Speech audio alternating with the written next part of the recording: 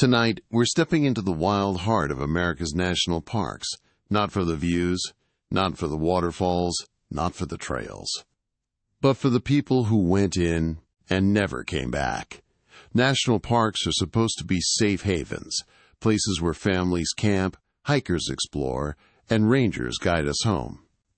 But for some, the trail ends without warning. In the Smokies, in Yosemite, in Crater Lake, entire searches have scoured the ground, only to turn up nothing. These aren't campfire stories. These are real missing persons cases. And tonight, we'll walk through 5 of the most disturbing disappearances that still haunt rangers, families, and search teams to this day. Stay with me until the end.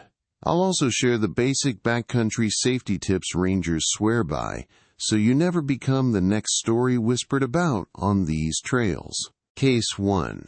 Dennis Martin, 1969, Great Smoky Mountains. It was Father's Day weekend, 1969. A family gathering in the Great Smoky Mountains. The Martins, a Tennessee family who'd come up to Spence Field, a grassy clearing near the Appalachian Trail. 6-year-old Dennis Martin was the youngest.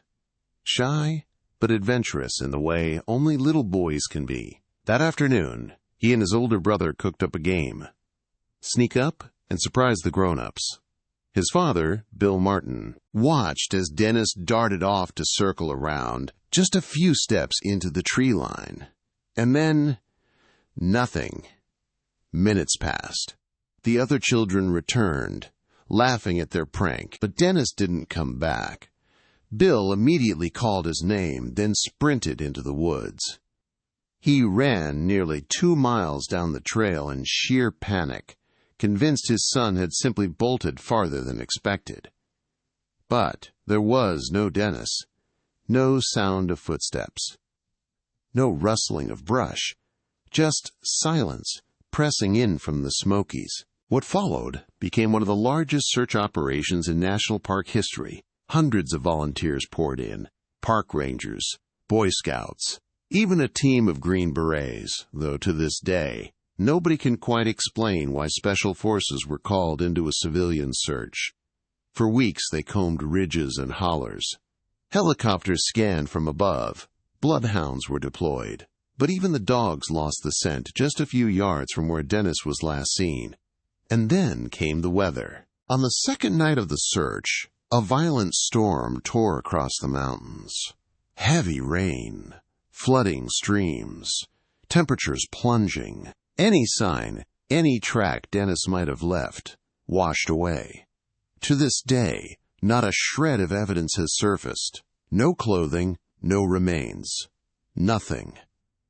It's as if the boy stepped into the trees, and the mountains simply swallowed him whole. Over the years, theories multiplied. Some said Dennis fell into one of the park's many sinkholes or caves. Others believed he was snatched. A few witnesses even claimed they saw a rough-looking man moving quickly through the woods that afternoon, though that was never confirmed.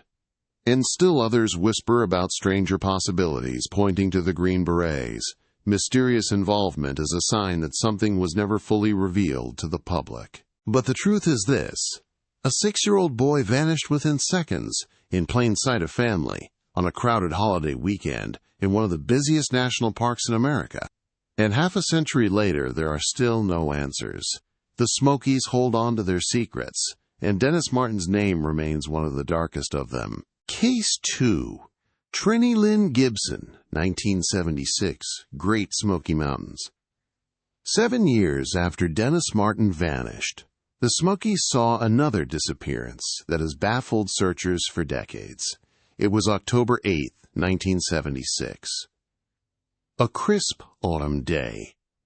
16-year-old Trini Lynn Gibson joined her high school class for a field trip. The group hiked along the Appalachian Trail near Clingman's Dome, one of the most popular and heavily trafficked routes in the entire park. By all accounts, it was an ordinary hike. The students stretched out in a loose line along the trail, chatting, laughing, stopping to point out the changing leaves. Somewhere along the way, Trenny fell in step behind a few classmates, then pulled ahead to catch sight of something just off the trail. No one's sure exactly what. A plant? A bird? Something that caught her attention. And then she was gone. Her friends only realized later that she hadn't rejoined the group. At first, teachers thought she had just slowed down. But when the hike ended and she didn't appear, the alarm went up.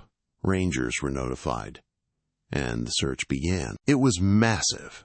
Nearly 700 people across multiple agencies combed the ridges and valleys. Bloodhounds were brought in.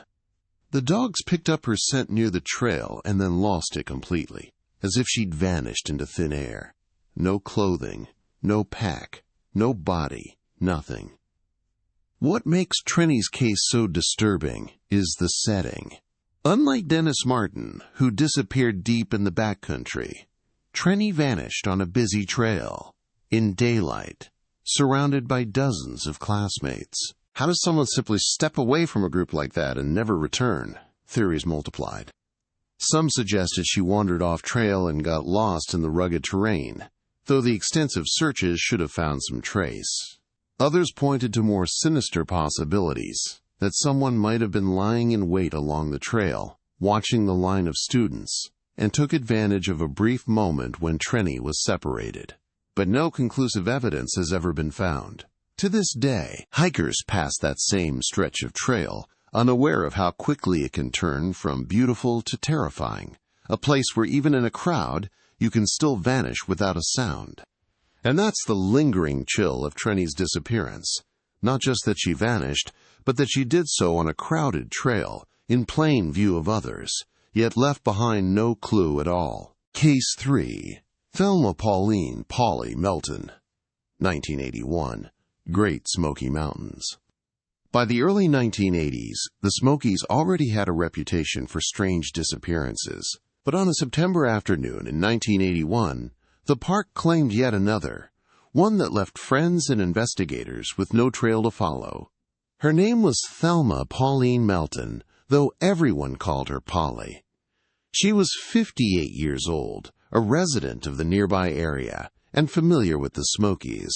This wasn't her first time on the Deep Creek Trail. She hiked it often with her church friends, knew the terrain, and felt comfortable there. That day, she was walking the trail with two friends. Nothing unusual, just another afternoon in the woods. Witnesses say she was cheerful, chatting, even joking as they walked. At some point, Polly moved a little ahead of the others, taking a brisker pace. The trail itself wasn't dangerous, broad, well-worn, nothing like the steep ridges or tangled backcountry that had swallowed others before. But as her friends rounded a bend, they realized Polly was gone. At first, they thought she was just out of sight, a few steps ahead. But minutes passed, and she never appeared. They called her name. Nothing. They hurried forward, scanning the path, expecting at any moment to catch sight of her. The trail stretched ahead, empty, and that was it. Polly Melton never came back. The search response was immediate. Rangers retraced the trail, volunteers spread out, dogs were brought in. For days, the woods were combed. No clothing, no belongings, no sign of injury or illness. Polly had reportedly been in good spirits, with no medical conditions that would have explained a collapse. There was simply no trace. The unsettling part of her disappearance isn't just the lack of clues. It's the context. Unlike many disappearances in remote backcountry, Polly vanished in broad daylight on a familiar trail within shouting distance of friends. One moment she was there, laughing. The next, she was gone. Theories surfaced, as they always do. Some suggested she may have wandered off deliberately, that she wanted to leave her life behind. But those who knew her argued strongly against it, pointing out her close ties to her community and the suddenness of the event. Others speculated about illness, maybe a stroke or sudden medical emergency. But again, there were no signs, no body, and the trail was heavily searched. What lingers about Polly's case is its quiet simplicity. No dramatic storm, no rugged cliff, no child straying into the wilderness. Just a 58-year-old woman, walking a path she knew well, who stepped ahead for a moment and then was never seen again. To this day, hikers walk the Deep Creek Trail without knowing they're treading the same ground where Polly vanished. Her name lives on the Smokies' growing list of unsolved cases, a reminder that sometimes the most ordinary moments conceal the most disturbing endings. And her story adds another pattern to the Smokies' history of vanishings. That the park doesn't just take children and hikers who stray too far. It can take adults in daylight without a single clue left behind. Case 4, Stacy Arras, 1981, Yosemite National Park. The summer of 1981 brought one of Yosemite's most unsettling mysteries. A disappearance so swift and close to camp that it has haunted park records for decades. Her name was Stacy Ann Arras, just 14 years old, visiting Yosemite with her father and a group of other campers. They were staying at Sunrise High Sierra Camp, a remote lodge area that sits at nearly 9,000 feet, surrounded by alpine meadows, granite cliffs, and breathtaking wilderness. For Stacy, it was her first visit to the High Sierra. On July 17th, Stacy decided to take a short walk to snap some photos. She told the group she was going just a short distance down the trail, close enough that she could still be seen from camp. Her father stayed behind, resting. Others were nearby, tending to chores and enjoying the afternoon. Witnesses recall that she walked with a fellow camper, an older gentleman, part of the way. But at some point, Stacy moved ahead alone. She was last seen rounding a bend, just far enough that the camp lost direct sight of her. She never returned. At first, it seemed like a small delay. Maybe she lingered to capture a view or sat down to sketch. But as minutes stretched into hours, worry turned into alarm. Rangers were contacted, and by evening, a formal search began. The response was immediate and massive. Search and rescue teams, helicopters, and tracking dogs poured into the area. The terrain around Sunrise Camp is rugged but not impossible. Trails are well worn, and Stacy was just steps away from safety when she vanished. Yet no trace was found. Dogs picked up faint scents but nothing conclusive. Helicopters scanned the ridges. Teams spread across miles of alpine terrain, checking drainages, cliffsides, and meadows. But the search yielded little beyond fragments. Vague leads, none confirmed. The strangeness of Stacy's case lies in its proximity. She didn't wander miles into backcountry wilderness or vanish on a dangerous summit. She disappeared within sight distance of her group, on a trail just minutes from camp. How could a teenager vanish in broad daylight, in a place where help was so close? Theories ranged from a fall into one of the granite cracks hidden among the meadows, to animal predation, to the darker suggestion of human involvement. But the official record? Unsolved. Today, Yosemite Rangers still know the story of Stacy Arras. It's a warning passed on quietly. Even the smallest separation, even the most familiar-seeming walk, can carry risks. Her disappearance stands as one of Yosemite's most enduring mysteries, a case where a 14-year-old girl vanished in seconds from a trail where dozens of eyes were only yards away. And like so many other disappearances in America's national parks, the silence that followed left only questions. How can someone vanish so close to safety? And why does the wilderness sometimes seem to erase people without a trace? Case 5. Sammy Bulkey, 2006, Crater Lake National Park. In October of 2006, Sammy Bulkey, an energetic 8-year-old from Portland, Oregon, vanished in one of America's most dramatic landscapes, Crater Lake National Park. Sammy had traveled with his father to Rim Village, The iconic overlook where visitors take in the sheer volcanic walls that drop into the impossibly blue lake below. It was a crisp autumn day, the kind of day where the air feels sharp and the weather can shift in minutes. As they explored the area, Sammy darted ahead, just a short distance up a hill near the parking lot. It was the kind of line-of-sight separation that usually lasts seconds. His father called after him, expecting him to circle back down, but Sammy never reappeared. At first, his father thought Sammy might be hiding, playing a game. But minutes ticked by, and the silence of the rim grew heavier. He called for help, and soon rangers and search crews mobilized. The search was massive, bringing in more than 200 people, helicopters, tracking dogs, thermal imaging, and aircraft. They scoured the steep volcanic slopes and dense lodgepole pine forests that surround the rim. Despite the technology, despite the manpower, they found no trace. Not a shoe, not a scrap of clothing, not a footprint that could be tied to Sammy. The terrain complicated everything.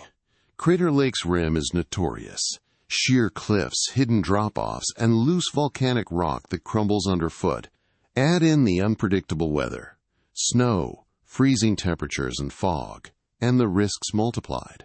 Searchers battled conditions that could change in minutes, erasing tracks and making already dangerous ground even more treacherous. But the mystery that still haunts rescuers is how quickly it all happened. Sammy wasn't miles into backcountry wilderness. He vanished within sight distance of a parking lot and visitor center, in an area where dozens of people pass through every day. He was there, and then he was gone. Despite exhaustive efforts, the search was called off after a week.